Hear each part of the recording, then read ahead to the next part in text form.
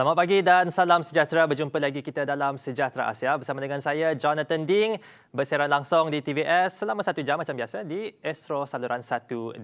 Dan kepada anda yang belum lagi mengikuti kita di laman sosial, bolehlah mengikuti kita di Instagram dan juga Facebook Sejahtera Asia. Baik, seperti biasa 1 jam kami akan bersama dengan anda, jadi pastikan anda setia bersama dengan saya.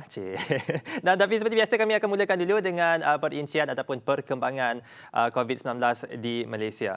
Semalam Malaysia merekodkan sebanyak 3,048 kes baharu COVID-19 menjadikan jumlah keseluruhan kes kini 186,849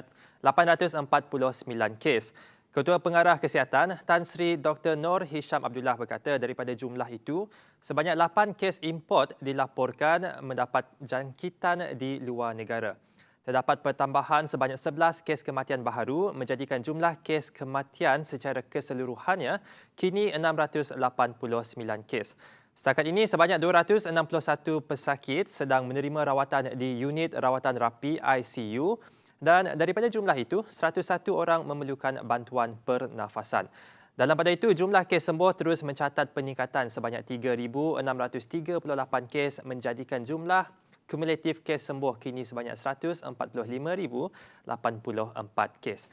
Mengenai penularan jangkitan COVID-19 mengikut negeri, Selangor masih mencatatkan jumlah harian tertinggi dengan pertambahan sebanyak 135 kes, diikuti Johor 529 kes dan Sabah 348 kes. Dan untuk perkembangan COVID-19 dekat Sarawak pula, kes positif COVID-19 di Sarawak menurun kepada 120 kes berbanding angka harian tertinggi hari sebelumnya iaitu 255 kes.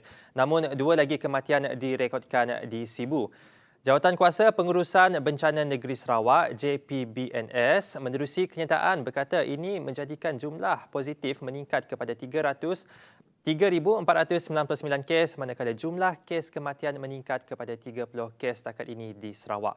Mengenai kes positif yang dikesan daripada jumlah tersebut, 52 kes dikesan di Sibu, Subis 11, Miri 10, Dalat, Bintulu 9 kes, Kanowit 6, Semarahan dan Julau 5 kes, Song 3, Kuching, Kapit 2 kes, Sarike, Pakan, Selangau, Lubuk Antu, Telang Usan dan Serian masing-masing merekodkan 1 kes.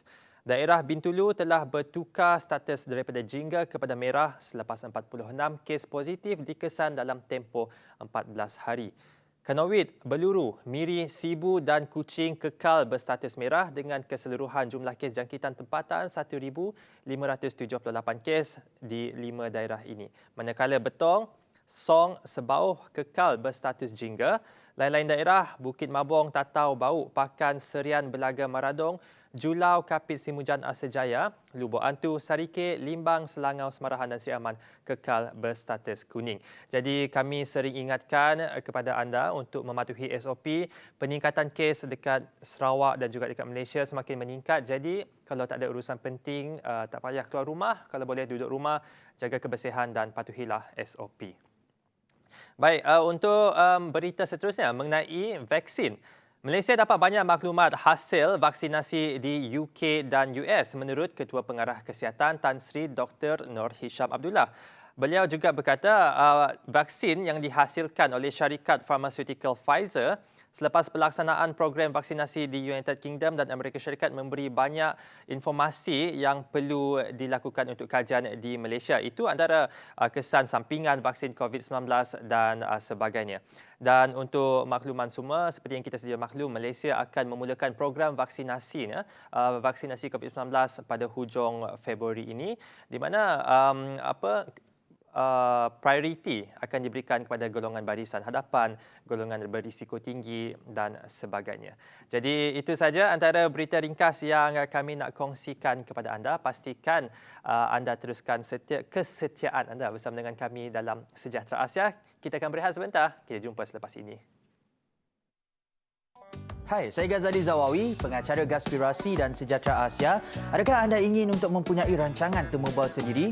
Inilah masanya, sertai TV Stars dengan menghantarkan penyertaan anda di www.tvstv.my/tvstars. Mungkin ini peluang anda. Jangan lepaskan.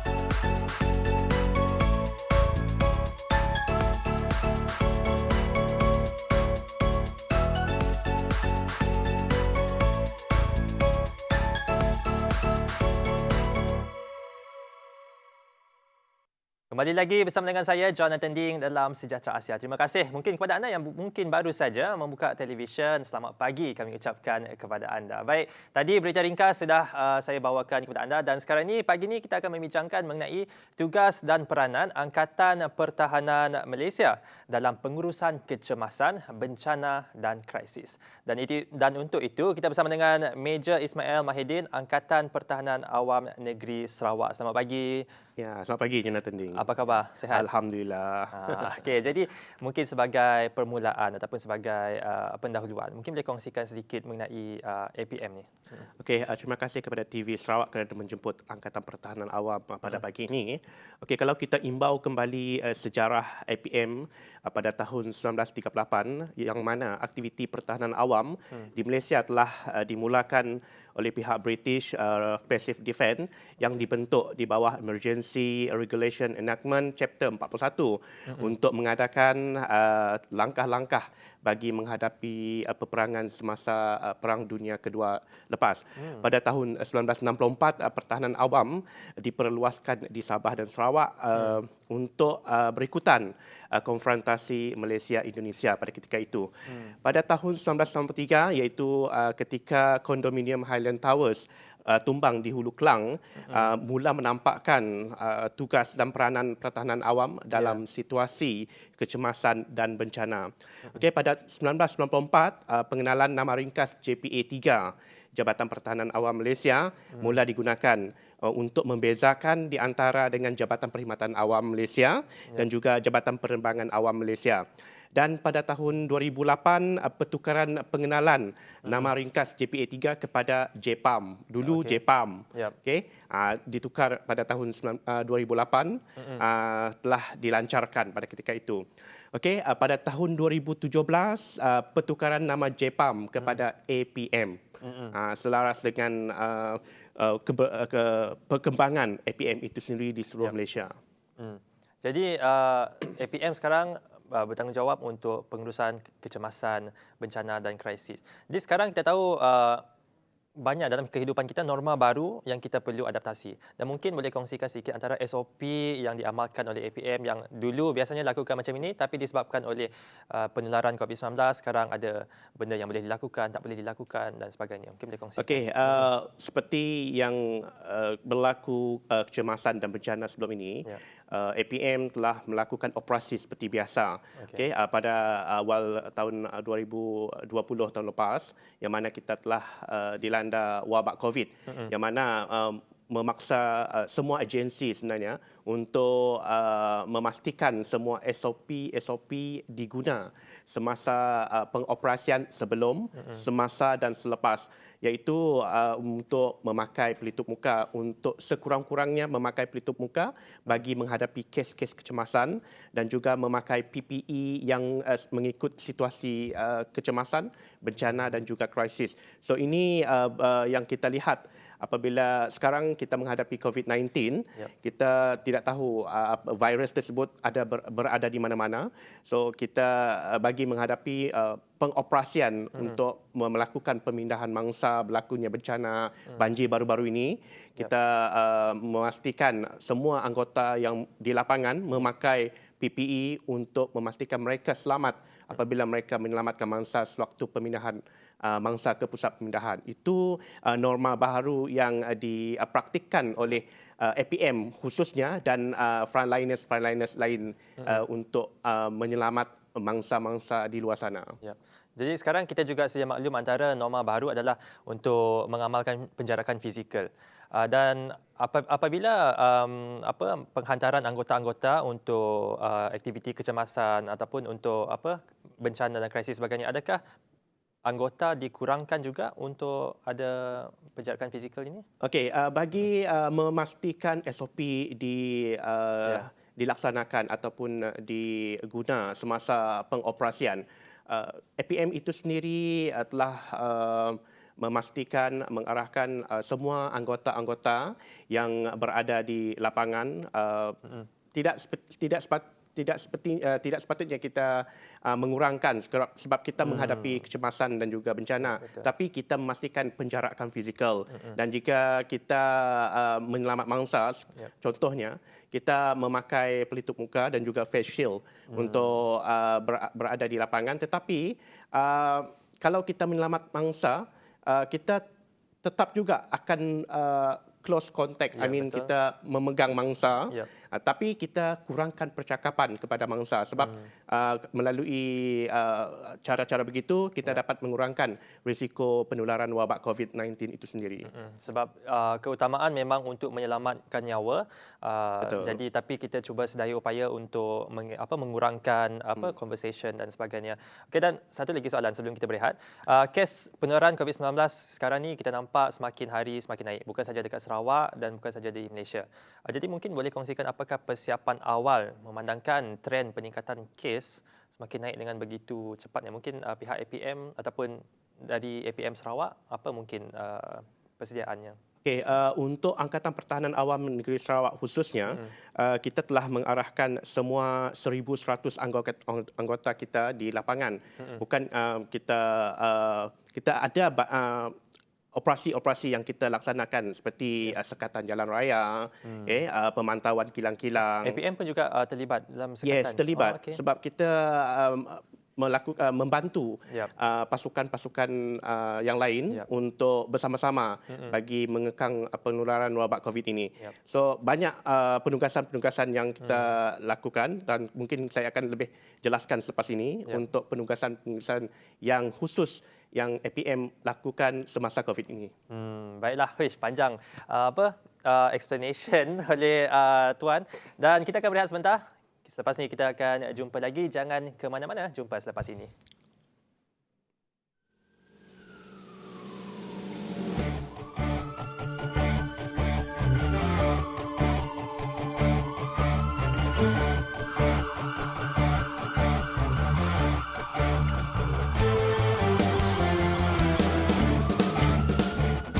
Ketika guntur di atas langit kami tak tidur. Ketika hujan mencurah kami berjaga. Jika bencana tiba datang kami segera ada. Sebelum, sesedang dan sesudah kami tetap ada. Dengarlah semua ini ikrar dan janji setia. Misi-visi dan moto kami harus dilaksana. Jika runtuh kami bina semula sedaya upaya. Memastikan rakyat sejahtera aman di Malaysia. Demi negara, demi negara, demi negara. Kamilah Angkatan Pertahanan Awam Malaysia, menyelamat, melindungi nyawa, harta, benda.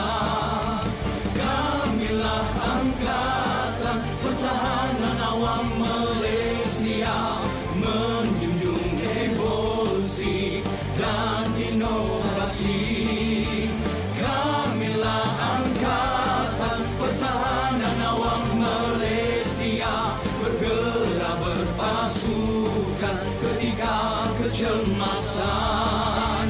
Kamilah Angkatan Pertahanan Awam Malaysia, setiap pantas berintegriti, kami sayangkan semua.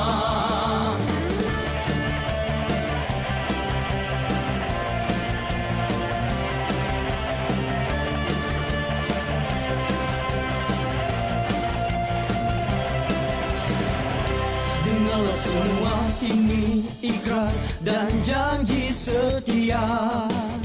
Misi, visi dan moto kami harus dilaksana. Jika runtuh kami bina semula sedaya upaya. Memastikan rakyat sejahtera aman di Malaysia. demi negara, demi negara, demi negara. Kamilah Angkatan Pertahanan Awam Malaysia, menyelamat, melindungi nyawa, harta benda.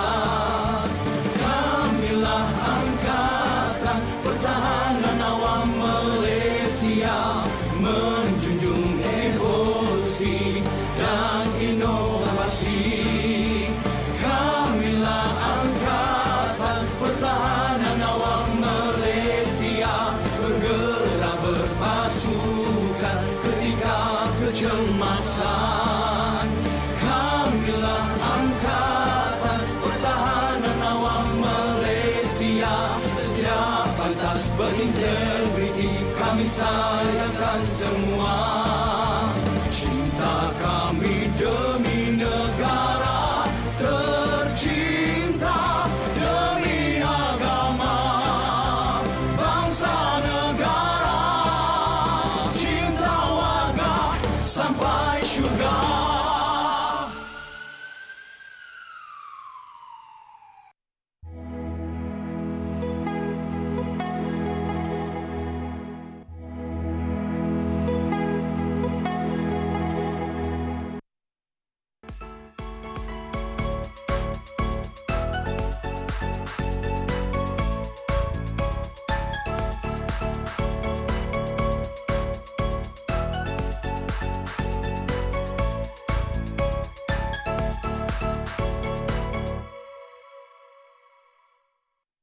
Kembali lagi bersama dengan kami dalam Sejahtera Asia dan seperti sedia maklum, kita masih lagi bersama dengan Major Ismail Mahidin daripada Angkatan Pertahanan Awam Negeri Sarawak. Baik, Major Ismail, kita tahu Kerajaan Negeri Sarawak mewajibkan siapa-siapa yang sampai ke Negeri Sarawak ini harus menjalani kuarantin wajib selama 14 hari. Jadi mungkin boleh kongsikan apakah proses ataupun tanggungjawab dan juga tugasan APM menerima kedatangan mereka ini ke Sarawak? Okey, terima kasih lagi sekali lagi kita bersama TVS untuk kali ini. Untuk Kerajaan Negeri Sarawak telah mewajibkan semua rakyat Malaysia yang baru balik daripada luar negara, Semenanjung Malaysia, Sabah dan Labuan wajib menjalani kuarantin 14 hari di pusat kuarantin yang telah disediakan oleh Kerajaan Negeri Sarawak. Okey, untuk penugasan APM itu sendiri, kita telah meletakkan anggota-anggota kita di 4 lapangan terbang utama di seluruh Sarawak, iaitu di Kuching, Sibu, Bintulu dan Miri, yang mana untuk sebelum rakyat Malaysia atau rakyat Sarawak yang balik ke Sarawak, Angkatan Pertahanan Awam akan menyambut ketibaan mereka untuk memastikan mereka telah mengisi Enter Sarawak ataupun e-health declaration form. Kalau mereka telah approve dan telah disahkan sihat dalam e-health tersebut, akan dibawa oleh pasukan APM ke pusat kuarantin di 73 buah pusat kuarantin di seluruh Sarawak, iaitu kita menggunakan hotel 73 buah pusat kuarantin di seluruh Sarawak. Okay, selepas mereka tiba di pusat kuarantin, mereka diberi taklimat oleh Angkatan Pertahanan Awam apakah keperluan dan apakah mereka perlu bersedia untuk menjalani kuarantin 14 hari tersebut dan apakah yang boleh dan tidak boleh dilakukan oleh mereka semasa berada di pusat kuarantin tersebut. Jadi, apabila mereka sampai di lapangan terbang, dan pastinya kita tahu lapangan terbang itu sendiri adalah satu tempat yang berisiko penularan COVID-19. Itu pertama. Yang kedua, Major Ismail, bagaimana kriteria untuk pembahagian mereka ini, sama ada mereka ditempatkan di hotel ini dan hotel yang sedemikian, apa kriteria pembahagian mereka? Okey, setelah mereka tiba di lapangan terbang, kita telah pastikan pusat kuarantin, iaitu hotel yang sedia untuk menerima mereka semasa di ketibaan mereka.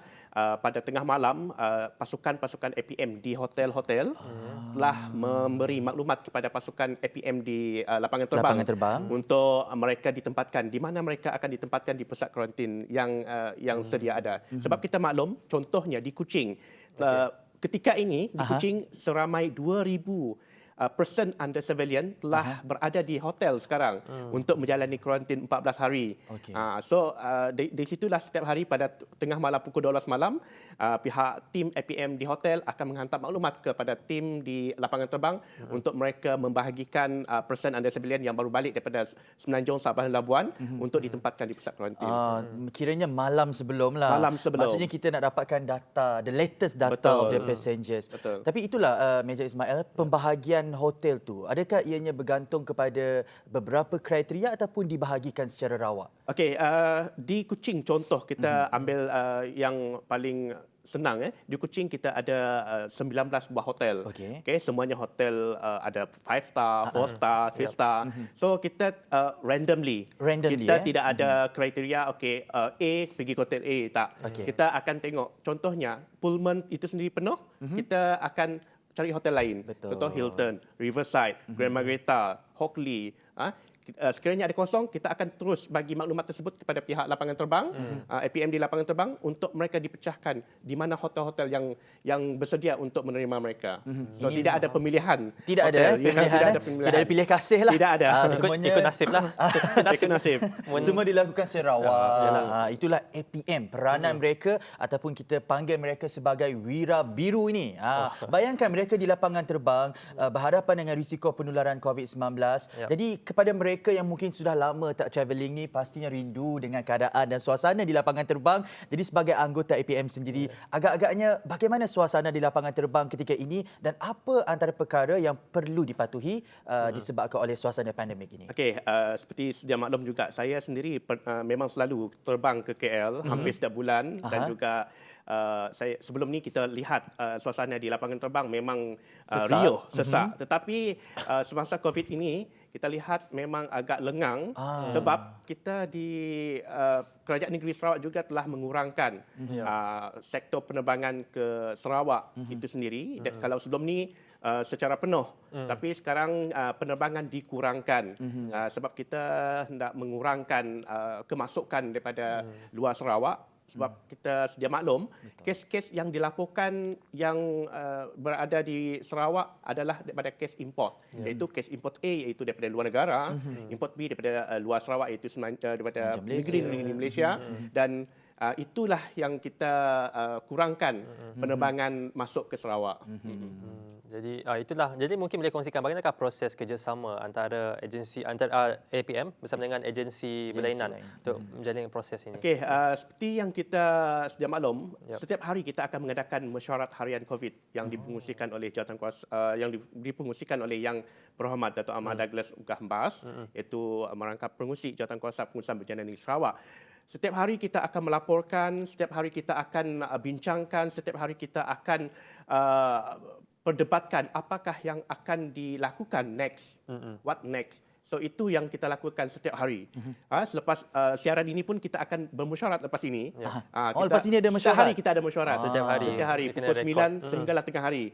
Daripada situlah setiap agensi melaporkan apakah isu, apakah permasalahan, apakah yang patut kita buat untuk mengekalkan negeri Sarawak ini kekal hijau. Wow, wira biru sentiasa bermesyuarat, sentiasa melakukan operasi mereka untuk memastikan negeri Sarawak kekal hijau. Sebab itu kita angkat mereka dalam Sejahtera Asia pada hari ini, John dan Major Ismail. Kalau kita lihat status quo pada hari ini, membendung COVID-19 itu adalah satu perkara. Tetapi satu lagi perkara, John, adalah peningkatan drastik bilangan COVID-19 yang kita boleh katakan kita tak dapat kata tidak. Ianya memang berlaku pada hari ini. Jadi pastinya melihat kepada status quo ini, bagaimana pendekatan ataupun mekanisme gerak kerja lebih proaktif diambil oleh APM? Okey, APM itu sendiri kita sedia maklum penugasan di airport, penugasan di hotel, penugasan di lapangan dan juga membantu agensi-agensi lain di lapangan.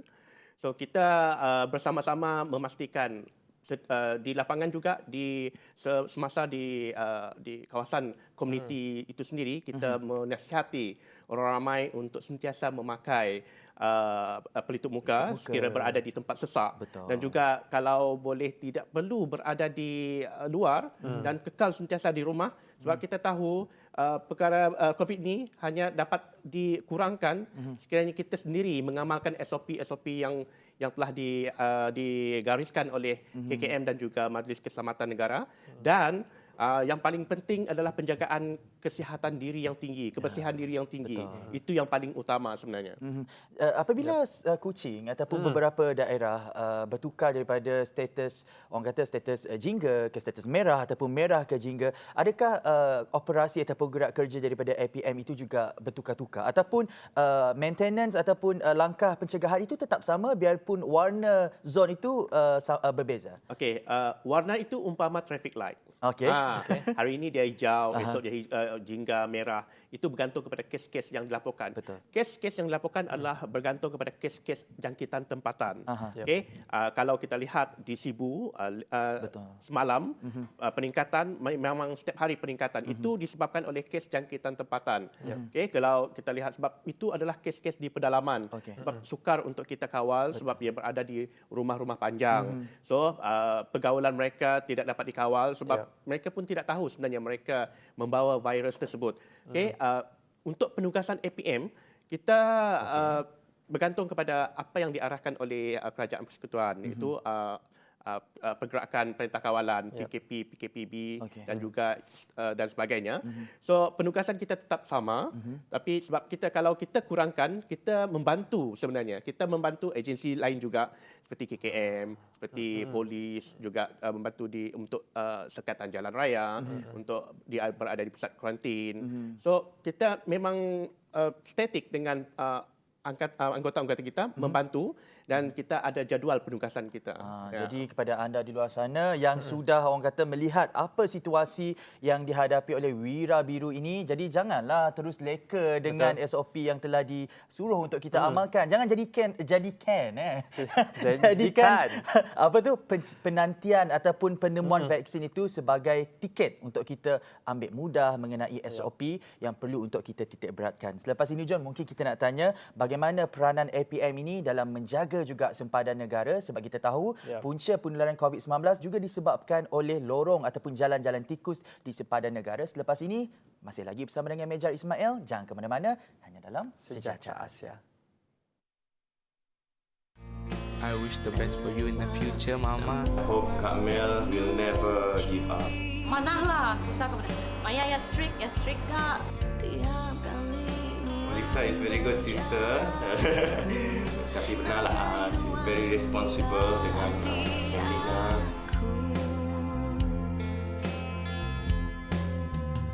Jangan lupa untuk saksikan Gaspirasi setiap Rabu jam 9 malam hanya di saluran 122 TVS.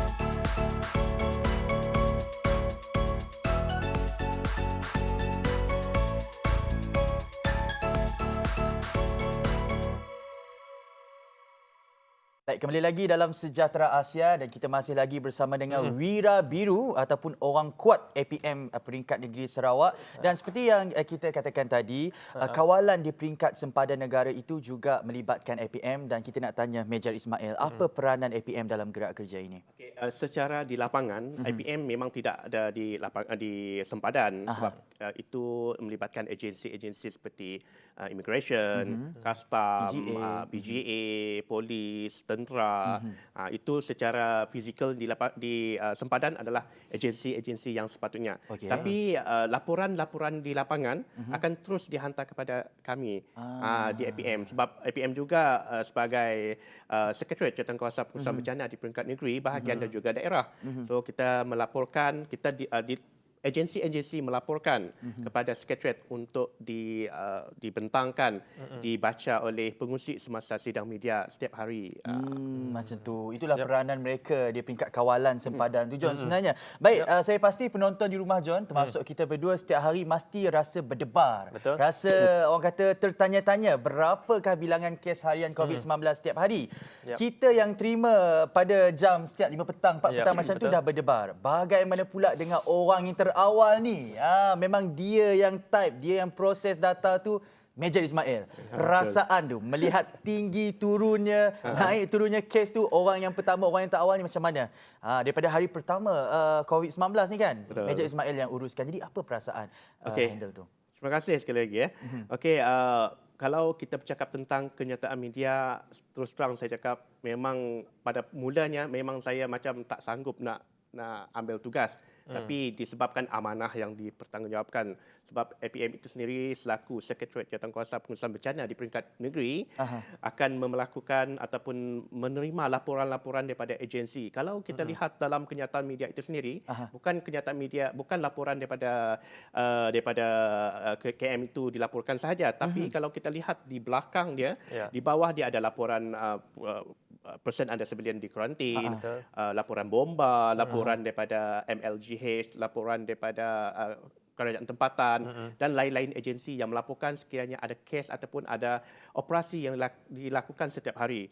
Okey, perasaan kalau nak dikatakan untuk membuat kenyataan media itu, apabila pukul 12.30 hari saya menerima laporan pertama kes-kes yang dilaporkan, saya memang agak terkejut apa yang akan saya buat lepas ni, dan tangan saya kalau tengok kes tu meninggi, tangan saya akan shaking sekejap.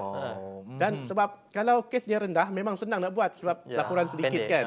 Tapi kalau banyak itu saya rasa macam shaking, dan saya juga akan dipush oleh pengurusi pukul dah siap laporan, kadang pukul 3, pukul 4 sebelum tu, kadang belum siap lagi. Contohnya, saya bagi contoh yang semalam 2 hari lepas, semalam dan hari lepas, memang kes agak tinggi. Betul. Dan juga kes tertinggi dilaporkan adalah 255 2 hari lepas.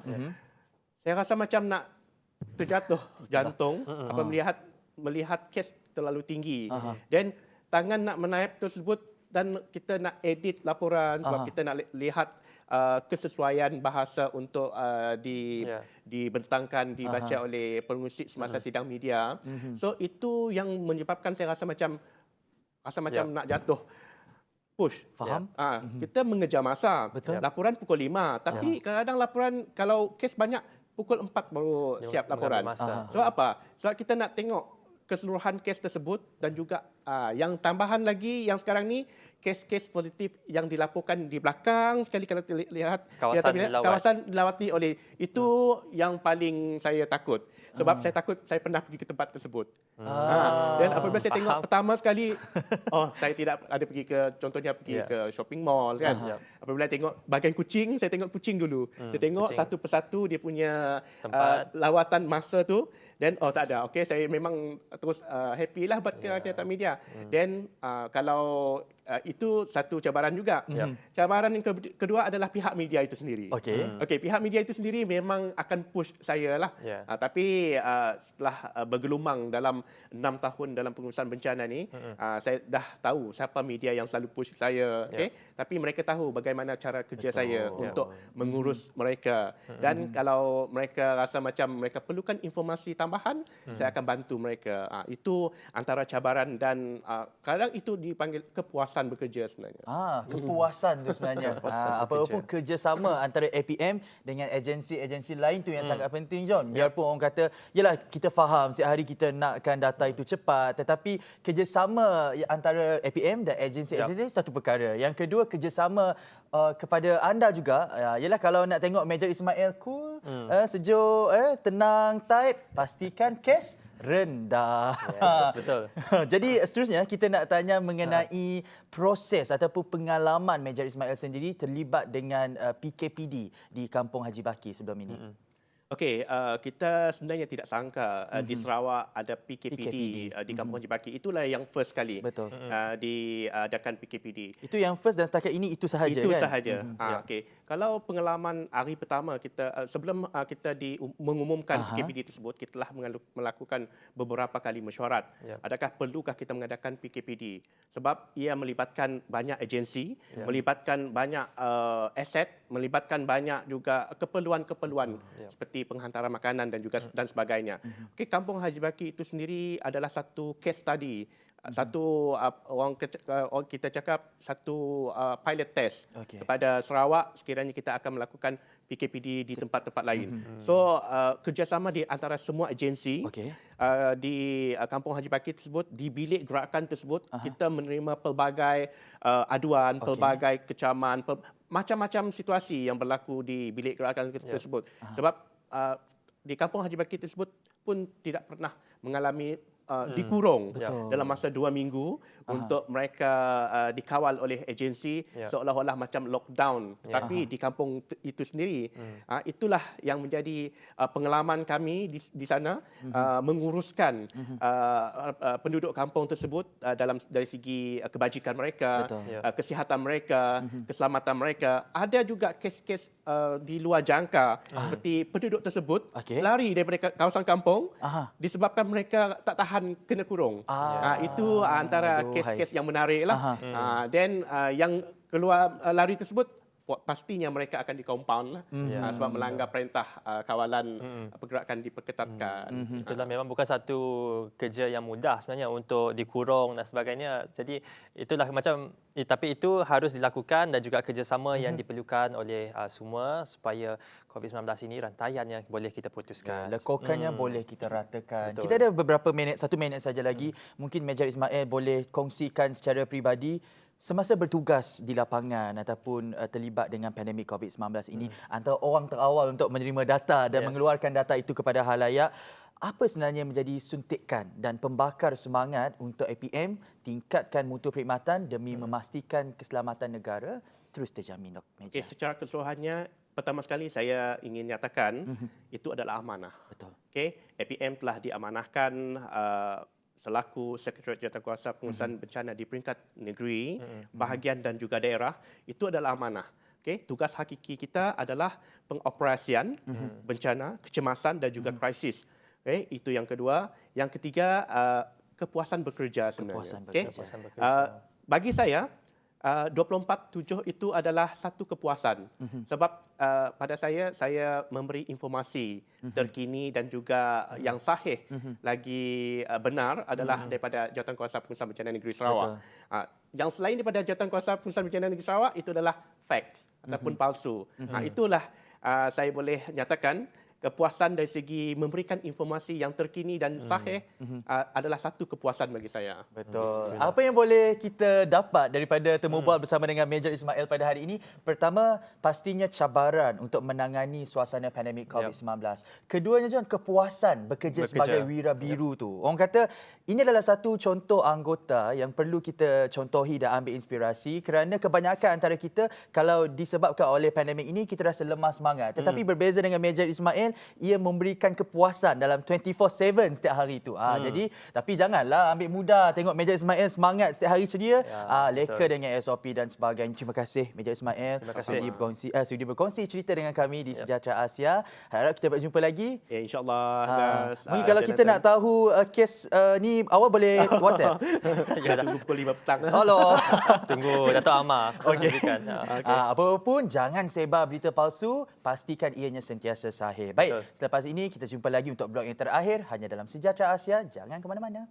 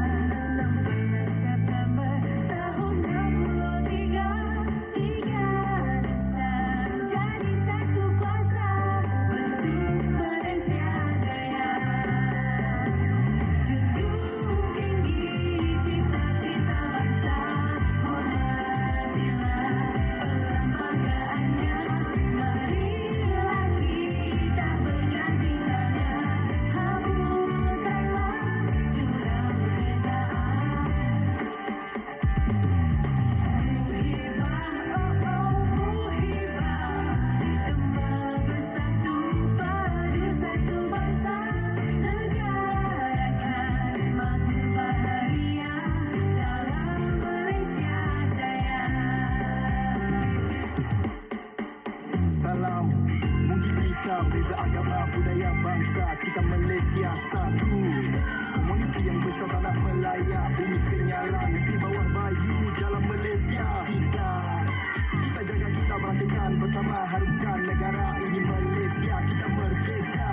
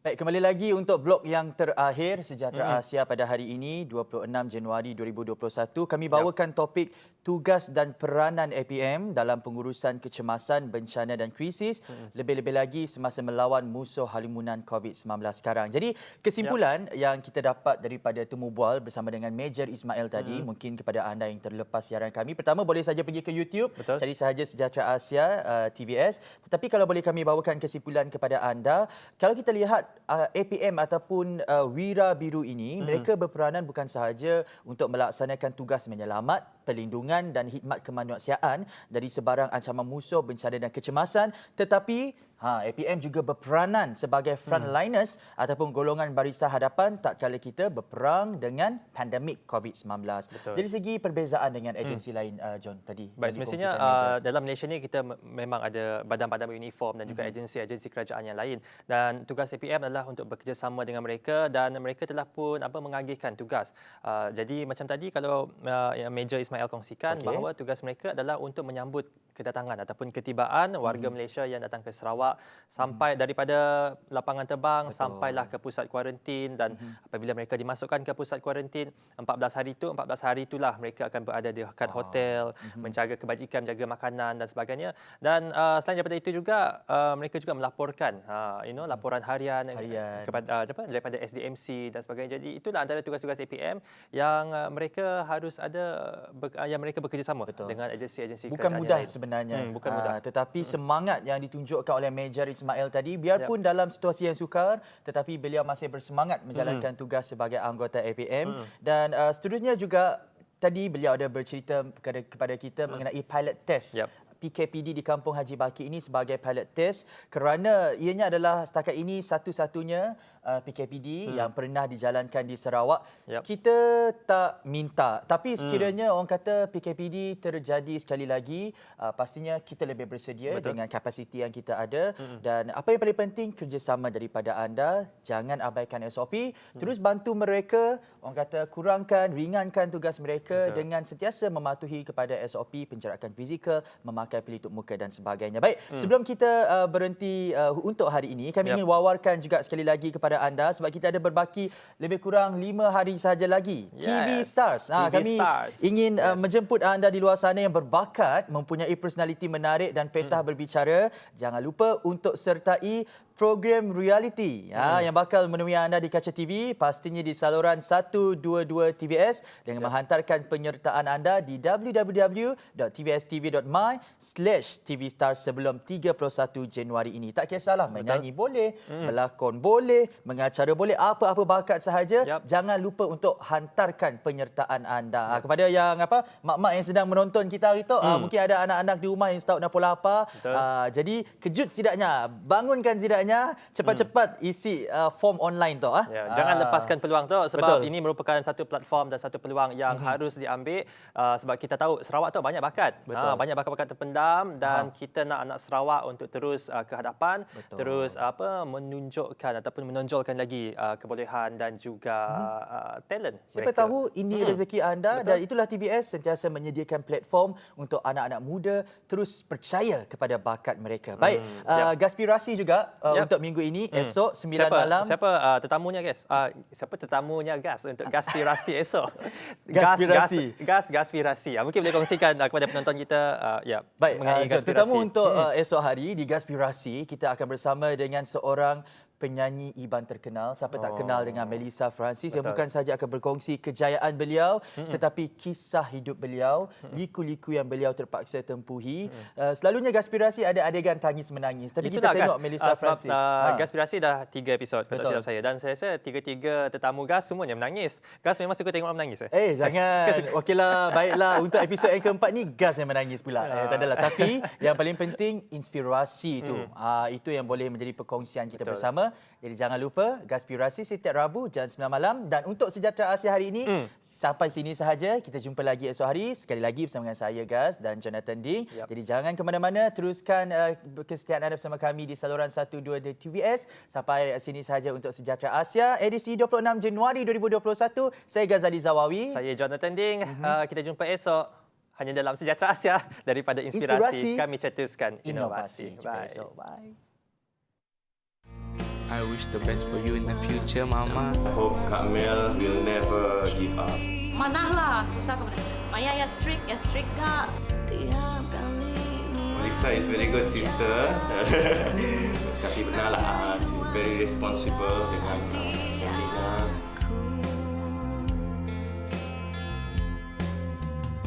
Jangan lupa untuk saksikan Gaspirasi setiap Rabu jam 9 malam hanya di saluran 122 TVS.